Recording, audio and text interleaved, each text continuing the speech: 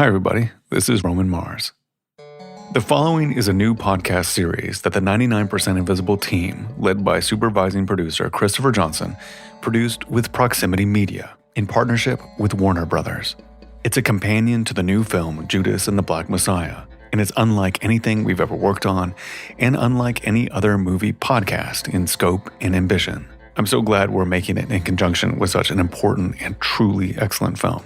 This is the first in a series of podcasts that I've been cooking up with my friend, the filmmaker Ryan Coogler, who is a huge podcast fan, by the way. It's literally the first thing we ever talked about when we met a couple of years ago. The different podcast series that the Prox and 99PI teams have been kicking around will tell stories based on Proximity Media film productions, as well as audio-first podcast originals. So give this a listen, watch the movie, and go subscribe to the Judas and the Black Messiah podcast in its own feed to hear the rest of the episodes over the next 5 weeks. And if you all subscribe, we'll get to produce a bunch more stuff together. Trust me, you want that to happen. You are going to flip out for the stuff that Proximity has planned. Follow the link in the show notes to subscribe, or you listen to episode 1 right now. Thanks. Heads up, this episode has some strong language. Heads up, eyes open, and fists clenched. Y'all know who this is and how we do this. It's Chairman Fred Hampton Jr., the Black Panther Party Cubs. In some sense, in the eyes of the state, I may be seen as a 3-strike offender. 1 for simply being African, 2 for being the son of Chairman Fred and Nakua and Jerry, and 3 for continuing to fight for the liberation of my people.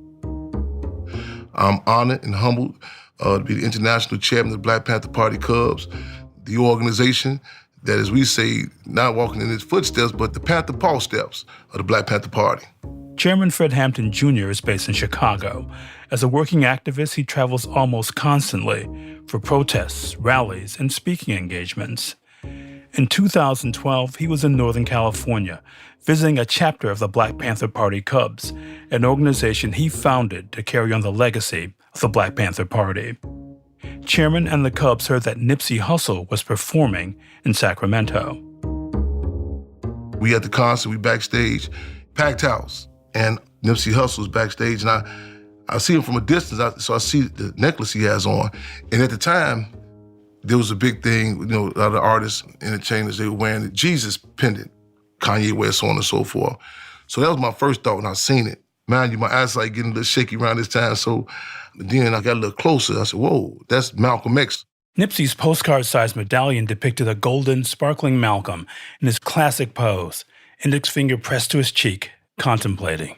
It signaled to Chairman Jr. that he wasn't talking to a typical rap superstar with typical taste in jewelry. Nipsey Hussle might be a fellow revolutionary.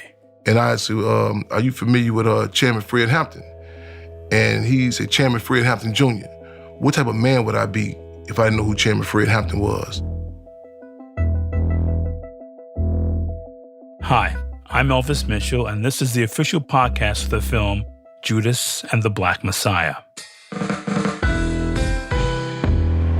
You can murder a liberator, but you can't murder liberation.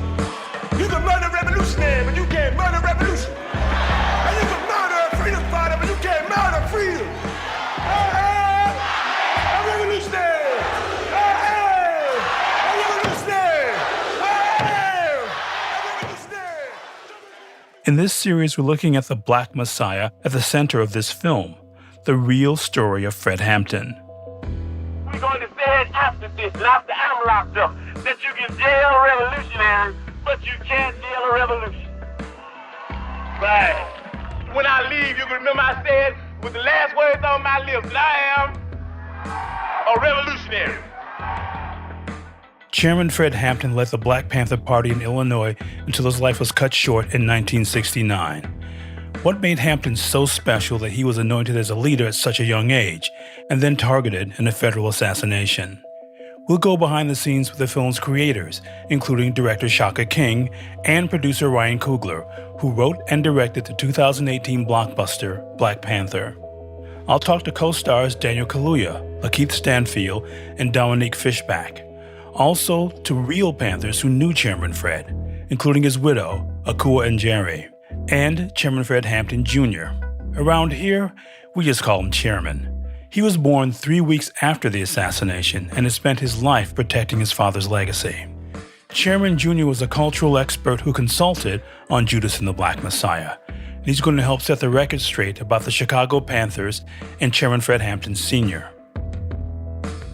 In the film, we first see Chairman Sr.'s character when he's about 20 years old and moving at full speed.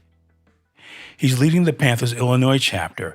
He's also building Chicago's original Rainbow Coalition, a political alliance of poor Southern whites, Puerto Ricans, and black youth activists. Chairman Fred Sr. is a force. But in this episode, we're first going to take a step back and look at how Fred Hampton became Chairman Fred. Hampton's parents were from Louisiana. They moved north in the 1940s, eventually settling in Maywood on Chicago's west side. Chairman Fred was speaking about his coming up, his growing up, and he said, I came from an okay situation, our situation, and area he grew up in, Maywood. People refer to as working class families, and what we reference as the petty bourgeoisie. Fred was born in 1948, the youngest of 3 children. Even as a boy, he was fiercely protective of his family and his community. Chairman Jr. tells the story of his father, at 11 or 12 years old, leading a protest complete with homemade picket signs. Recognizing that there's a swimming pool where the black children are not able to go swim at. And to see right across with in places such as Melrose Park or, the white children that go to swimming pool, and to challenge that, taking cardboards and sticks and making these posters, and we demand a swimming pool, and going up around the police station and police throwing a tear gas canister out there at them, and him taking that tear gas canister and throwing it back inside the police station. And even before he was even in school, his brother, who was older than him, coming home and had been attacked by some white boys at the school. And, he took a wagon full of bottles and went over there and, he dealt with it. Even in high school, Proviso East, countless cases where he would speak up for others. Fred Hampton went to a school that was surprisingly integrated in the sense of there were a lot of black and white students there at Proviso East High School. Shaka King directed, co-wrote, and was a producer on Judas and the Black Messiah.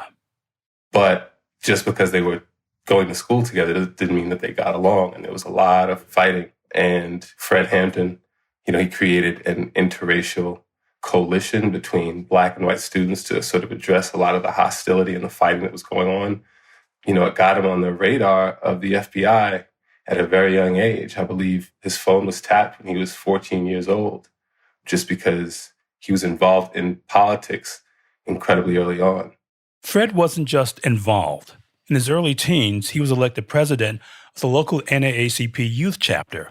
As a high school student, he spearheaded a fight to bring in more black teachers. He brokered a meeting between the NAACP and school administrators to address a list of concerns, including the way black students were disciplined.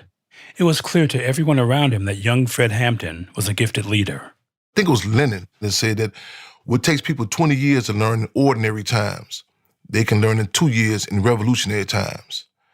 People say, well, how is it the FBI be tapping his telephone when he's 14? They recognize his organizing capabilities when he's taking the junior NAACP from 7 to 300 members, 7.5-month time period. It was upfront, couldn't afford the luxury of procrastination. By the time Fred Hampton graduated high school in 1966, there was a real sense of urgency in the air. The Vietnam War was escalating. So too were anti-draft and anti-war protests. The struggles for black empowerment were also intensifying. In Chicago, the black population had been rising steadily for almost 6 decades. Nearly 1 in 3 Chicagoans was black, and most of them were segregated into neighborhoods on the south or west side of the city. Urban renewal, or what James Baldwin famously called Negro removal, devastated Chicago's Black Belt. Slumlords, the police, and city leaders helped create and reinforce some of the worst slums in the country. Activist groups emerged to fight this and other anti-poverty, anti-racist struggles throughout Chicago. Fred Hampton was coming into his own as his youth-driven activist ferment was blooming. All this changed on April 4th, 1968. Ladies and gentlemen, I have some very sad news for all of you. Martin Luther King was shot and was killed tonight in Memphis, Tennessee.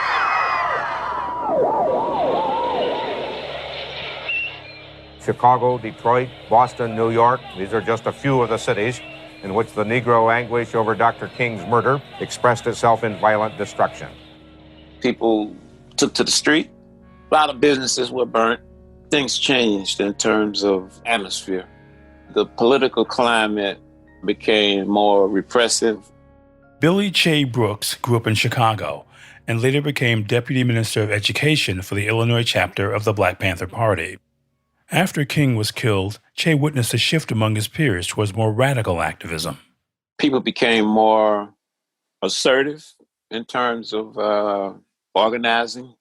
You going into the height of, the anti-war movement, the whole concept of anti-imperialism, anti-capitalism, anti-fascism was something that was really being focalized as a mass movement. That was like the spring and summer of 68. And that was fertile ground for our organization here, the Black Panther Party. Bobby Seale and Huey Newton founded the Black Panther Party for Self-Defense in Oakland, California in 1966. 2 years later, the party had expanded to 5,000 members in 49 chapters across the country. Fred Hampton was still in the NAACP when he first encountered the Black Panthers in 1968. The Panthers' national leadership was already talking about the powerful, charismatic young leader in Chicago. They were getting word. People would tell them, you need to check out this individual. You heard about Fred Hampton? Servants recognize servants and leaders recognize leaders. In 1968, the party's national leadership reached out to Fred Hampton and asked him to join the Black Panthers. For Fred Hampton, I know for him specifically, the assassination of Martin Luther King, and I think just some of his dissatisfaction with not feeling like he was able to have the kind of impact he wanted with the NAACP. I mean, even at Proviso East, one of the things he was leading was the need for there to be better lunch. Fred Hampton, along with another Panther named Bobby Rush and several other party members, formed the Illinois chapter. They opened their office in West Chicago in November 1968. And Chairman Fred Hampton, who had just turned 20 a few months earlier, was quickly becoming one of the party's most prominent voices. Everything would be all right if everything was put back in the hands of the people. That breakfast for children is something else. You ought to dig on it. Every sister in this audience, come on down and help us with that breakfast for children program. You ought to come down and help feed them children in the morning. It's not surprising that when he heard the Panthers' ideology about free breakfast programs, he was like, I'm already thinking in this way. And so it was a natural fit for the way he was already progressing. Yeah, it was the perfect place for him, that kind of intersection for him for his activist bent. But why do you think he made that move into that kind of selflessness? Because he was on this track to become probably part of that thriving, successful Chicago middle class, which drew people to there from around the country. What pushed him in that direction, do you think, of activism? Honestly, it really feels like he was kind of born like that. That's the thing that's really crazy.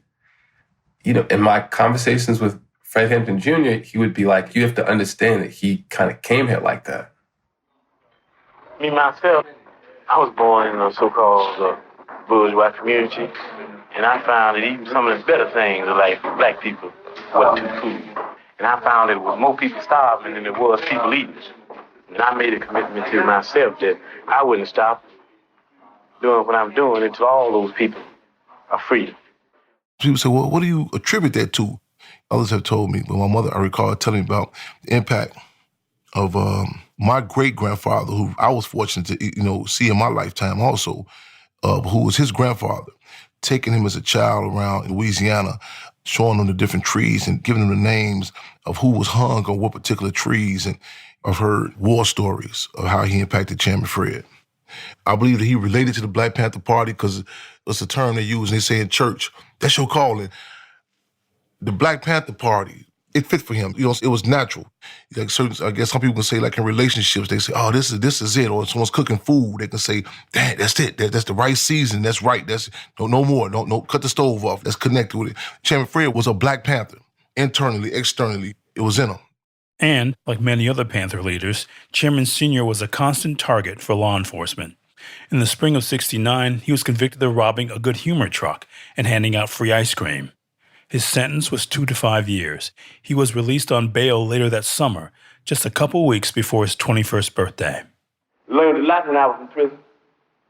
Sometimes I started thinking about some of the action that's going to be taken against me and the members of the party, and I said, I don't know why I'm not scared. I defined as being high off the people. You high? I'm high off the people. I had to put my ear to the ground, and when I put my ear to the ground, I heard a beat. Here's that beat. Ain't you high? Ain't you high? Ain't you high? I'm high. I'm high. You know, people say that he had charisma. I was attracted to him because of his commitment, his willingness to lead by example. He never talked about things that he hadn't done or was not in the process of doing. I love Chairman Fred because the love that not only he showed me, but he showed other comrades, he showed people in the community. And to me, that's not charisma, that's commitment. And he often spoke about having that commitment, undying love for the people, you know. So I wasn't going to join the group that Bobby Lee Rush was in until I met Fred, Chairman Fred, my brother, because that's how simple it was, you know. He just showed that this is who I am, this is what I want to do, you want to do it with me. So yeah, man, we're good. Till this day. Chairman had a magnetism about him, and the chairman always showed respect. He always showed respect to people. Stan McKinney was a rank-and-file member of the Illinois Panthers. He was Bobby Rush's bodyguard. He also worked security for Huey Newton, co-founder of the Black Panther Party. I think the vehicle of the party was one thing, but having a chairman that was so dynamic and so reachable to all people from all walks of life. I mean, chairman could get out, go into the pool halls, anywhere he went, you know, he galvanized, mesmerized people. So he had that magnetism that drew you to him. And the key thing, it was genuine. You could feel that. Evening, brothers and sisters. I wanted to hip y'all to a new, free breakfast program open on the South Side next week. Free for the babies. There's a scene early on in Judas and the Black Messiah that really captures this. Chairman Fred, played by Daniel Kaluuya, and several other Black Panthers go to a pool hall. Chairman moves easily through the crowd, handing out flyers, promoting the Panthers, smiling. The Illinois Black Panther Party has a mandate to feed every hungry kid in Chicago. The Black Panther Party believes in progression. And what that mean? That means first you have free breakfast. Then you have free health care. Then you have free education. Next thing you know, you look up, you done freed your motherfucking self. That scene is based on a scene I read or heard about him going into a nightclub and telling the DJ to stop the music and then getting up and talking to people. And he spoke for a while. People didn't say, "Oh, what are you doing?" They listened. Then the party went back on. The fact that he could stop a party and talk about ideas, talk about duties, activities, actions that the Panthers were doing locally and wanting to get people involved and essentially recruiting in the middle of a disco. Another feat of the Illinois chapter was its ability to find common ground between Chicago's street organizations. They're represented in Judas as a single fictional gang called the Crowns. In the film, Chairman Fred Sr. hopes to unite the Crowns and the Black Panthers, so he goes to visit their leader, Steele, who's played by Chris Davis. Fred Hampton, the great old retard of the West Side. And your name's been ringing out, man. It was your world, Brother Steve. So, what can I do for you? Well, I want to know what we can do for each other. Y'all doing some great work mobilizing young brothers on the South Side. And we are part of a national organization dedicated to the liberation of oppressed people everywhere. Ooh-wee! This nigga got some $1 million words, don't he? They wasn't lying. It's not just talk, brother. Our breakfast program feeds over 3,000 kids a week. Motherfucker, the Crowns feed more babies than General Mills. Now, who you think employs all their mamas and daddies? Well, right on, brother, right on. The question is, can you do even more? There's over 5,000 Crowns in Chicago. Between your manpower and the Panthers' political platform, we can heal this whole city. And if we take care of Chicago, shit. Come on, man. In reality, Chairman and the Panthers work with several organizations, including the Blackstone Rangers and the Black Disciples. You know, the street organizations already had a political basis to them, which is not the way that we've been taught gangs, black gangs operate. You know, they just are like, y'all some niggas. And meanwhile, yo, they got stores. Like, they're like doing things. So he's got street organizations that are already thinking along these ways, that he now is coming along, is really trying to organize them and really get them hip and turn them socialist. And then he's integrating across racial lines in Chicago, which is so deeply segregated. And these people in this class have divided themselves. They say, I'm black and I hate white people. I'm white and I hate black people. I'm Latin American and I hate hillbillies. I'm hillbilly and I hate Indians. So we fight amongst each other. So when the Black Panther Party stood up and said that we're going to fight with solidarity, we stood up and said we're not going to fight reactionary pigs with any other reactions on our part. We're going to fight their reaction where all of us people are getting together and have an international proletarian revolution. Right on. Right on. And that's saying all power to the people. Right on. Right on. Chairman Fred led the Chicago Panthers as they pushed against the notoriously racist police department, and he encouraged others to do the same. The policemen react the same way from .357 Magnums and shotguns that the people do, or anybody else. And we know how to ward these frantic fascists off. That we have to defend ourselves, because only through this proper example of the self-defense and the proper example of retaliation, and by letting these people know that we move from some basic laws, that anything that goes down on the oppressed people, on the part of the oppressor, it should be reciprocal. And in plain proletarian workers' language, it takes two to tango. As soon as these motherfuckers go, we go. The Chicago Panthers also took on the city's leadership, especially Mayor Richard J. Daley. As the king of Chicago's Democratic Party, Mayor Daley was the picture of a political boss.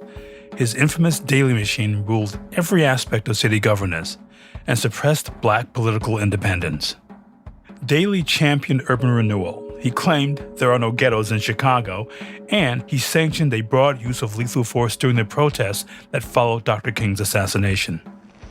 Shoot to kill any arsonist or anyone with a Molotov cocktail in their hand in Chicago. Shoot to maim or cripple anyone looting any stores in our city. The Panthers challenged the mayor's reign, often by simply stepping around the conventional party machine and taking their political message straight to the community. They were up in the ante. They were crossing the confines of conventional fighting. They were crossing the confines of, this is how you address this. You vote, you talk to this designated spokesperson for your leadership. Chairman Fred Hampton Jr, he would designate the Panther Party. We going to church. And a lot of people say, we're going to church. He going and politicizing the people. And, that line in the movie when he's like, we take care of Chicago. Imagine, not only is it a big city, Chicago, but it's the Midwest. It's the connection to everything. So the danger, I think, in having someone that young and that powerful, he's young too. So he's got years. He is a teen. He's doing all this as a teen. He's got years ahead of him. And he's also starting to get the biggest black middle class in the country. Yes. Under his throw. I mean, that's the big thing too, because there's a young black middle class being educated who are hearing him too. They're also not just young either. They're old. He's got the older folks. He's got white Catholic priests engaged. He's getting free milk from white businessmen in grocery stores. And I shouldn't say he, I should say they, because it's really the Illinois chapter is doing this. But it's the combination of great structure and organization and an incredibly charismatic leader, This represented an international threat to this system, because people all over the world were talking about, man, who are these cats? Armed with a platform, a politic, and they're standing up and defending the people. It's not just fighting back for their own personal survival, but standing up for the people and they're serving the people. providing programs for the people, and not just giving some rhetoric. So we always say in the Black Panther Party that they can do anything they want to us. We might not be back. I might be in jail, but when I leave, you can remember I said with the last words on my lips that I am a revolutionary. And you're going to have to keep on saying that. I am the people. I'm not the pig. And the people are going to have to stand up against the pigs. That's what the Panthers are doing all over the world. In response to the Black Panthers' growing popularity in the U.S. and globally, the FBI declared war on the organization. But the Panther Party stood firm. Chairman Fred Hampton was an unapologetic socialist. He was clear-eyed about the mission of the Black Panthers. They were the vanguard party, fighting to achieve what Hampton called utopia, a communist state. And to get there, armed revolutionary struggle. He was able to make revolutionary acts and revolutionary principles very logical. And he wasn't afraid of the necessity of violence. He had no fear in terms of talking about the reality of defending yourself against fascism and speaking about it plainly. Ryan Coogler is one of the producers of Judas and the Black Messiah. He also spoke plainly about not fearing death. Because for people to be subjugated, the fear of death has to be present. You know what I mean? He would say things, if you're afraid to die, you're dead already. If you ever think about me, then if you ain't gonna do no revolutionary act, forget about me. I don't want myself on your mind if you're not gonna work for the people. Like we always said, if you actually make a commitment at the age of 20, and you say, I don't want to make that commitment, only because for the simple reason that I'm too young to die, I want to live a little bit longer, what you did, you did already. If you listen to that from the lens of an oppressor, that's a very terrifying thing to hear. So I think he made oppressors afraid. There's the truth of why they assassinated him. He was so effective that he was assassinated by the most powerful government on the planet at that time. So when you think about something like that, you think about being, so good at something that the most powerful government in the world decides, hey, we have to kill this person. And they do it and try to snuff out everything about this person.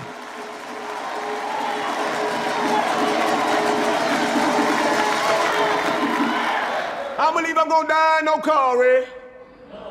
I don't believe I'm gonna die slipping on no ice.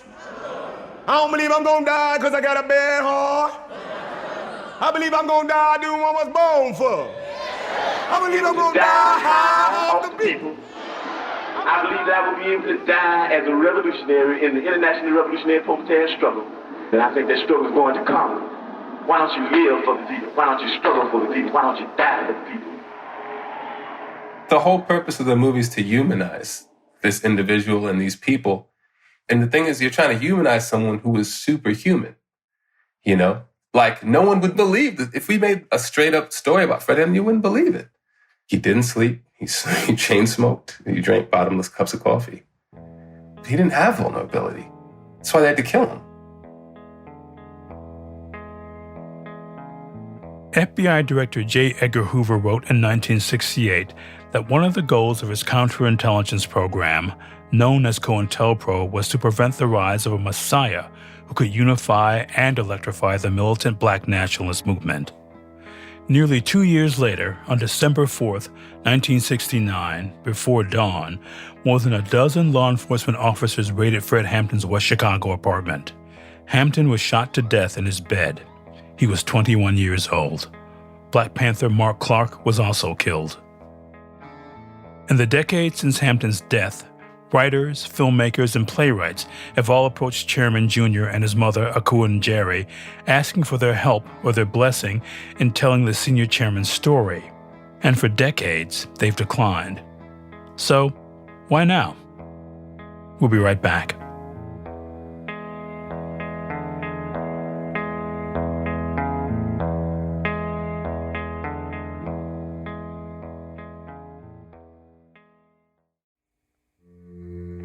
This podcast is brought to you by Warner Brothers Pictures' Judas and the Black Messiah, the Golden Globe, Critics' Choice, and SAG Award-nominated film now playing in theaters and streaming exclusively on HBO Max for 31 days.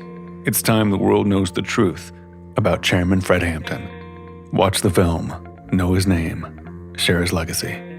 Judas and the Black Messiah. Rated R.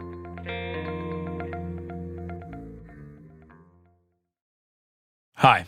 Welcome back. This is the Judas and the Black Messiah official podcast. I'm Elvis Mitchell.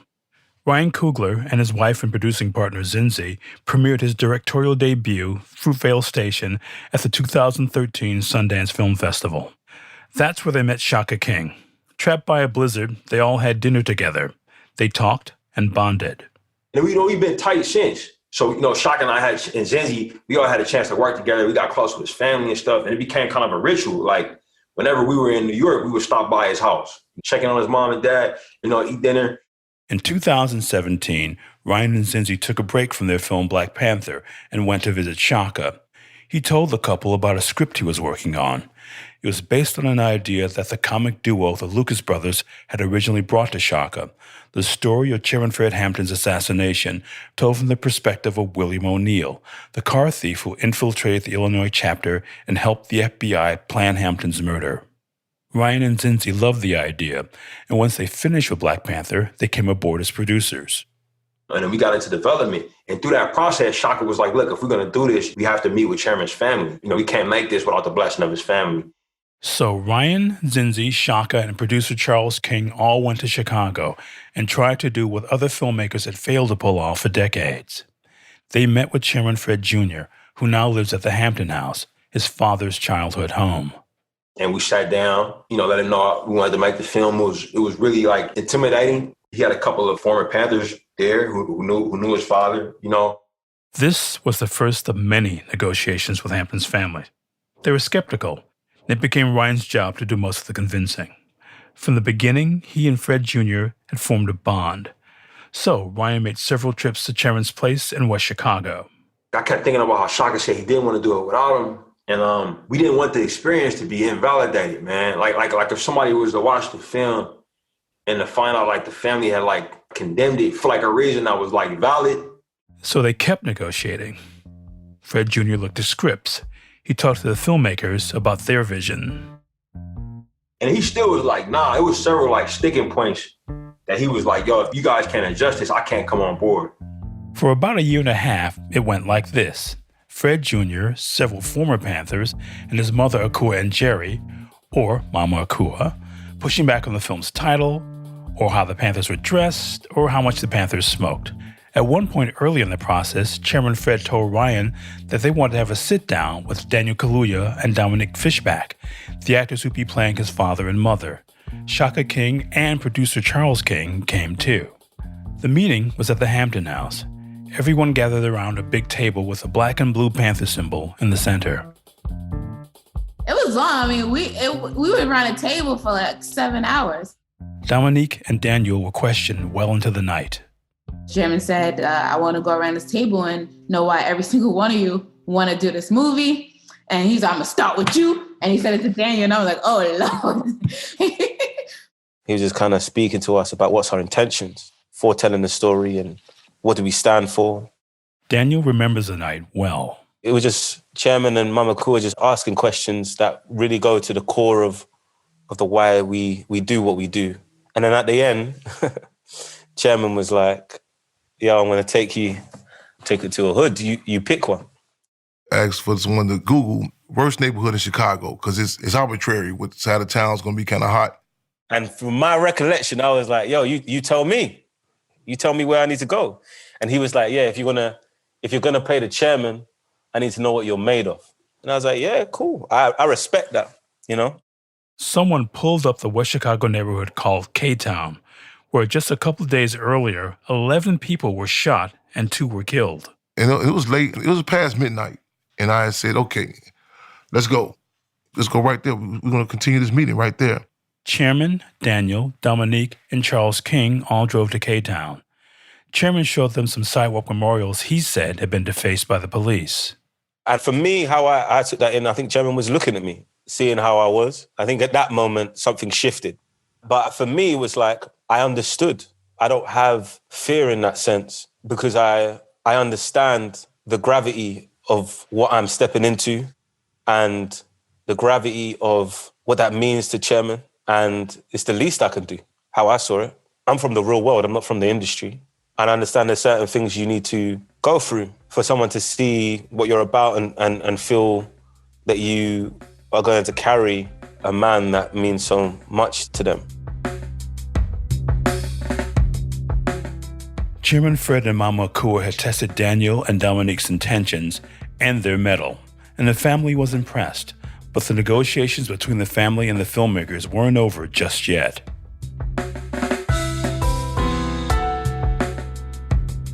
In our next episode, producer Ryan Coogler and Chairman Fred Hampton Jr. talk about some of those sticking points early in production and how their friendship helped keep Chairman from just walking away. And I'll talk to Mother Akua, Chairman Sr.'s widow, about how they met and seeing their story brought to life in this film. This podcast is a production of 99% Invisible, Proximity Media, and Warner Brothers. The series is written by Christopher Johnson, our supervising producer. Roman Mars is our editor. Our senior producer is Delaney Hall. Abby Madon is our associate producer. Special thanks also to producer Emmett Fitzgerald. Our music was composed by Sean Rial. Graham Haysha is our fact checker. Bryson Barnes is our mix engineer. Special thanks to Layla Wills, our sync producer in Chicago. Some of the audio in this episode and in our trailer is from the film and the trailer for The Murder of Fred Hampton, which come to us courtesy of the Chicago Film Archives. Footage from Fred Hampton, Black Panthers in Chicago, is a copyright of Video Freaks, courtesy of Video Data Bank at the School of the Art Institute of Chicago. Thanks also to CBS News and the AP Archive for their footage. I'm your host, Elvis Mitchell. See you next time.